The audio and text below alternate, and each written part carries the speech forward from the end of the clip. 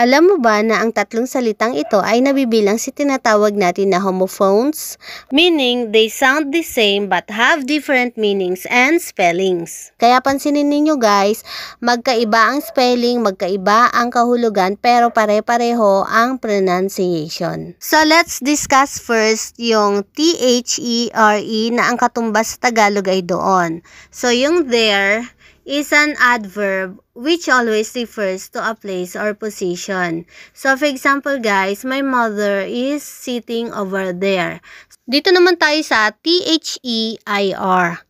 There. Ang katumbas sa Tagalog nito ay kanila. There is a possessive determiner which shows belonging or possession. Nagpapakita ito ng pagmamay-ari. For example, their house is big. So, dito naman tayo sa naiba, guys. Sa kanilang tatlo, ito yung naiba kasi ito lang yung may apostrophe. So, THEY apostrophe RE is a short form of they are. So, ito guys ay pinaiksi mula sa two words na they, tapos are. So, there.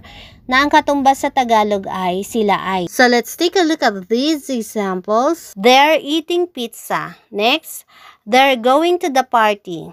Thank you so much for watching. Please don't forget to like and comment.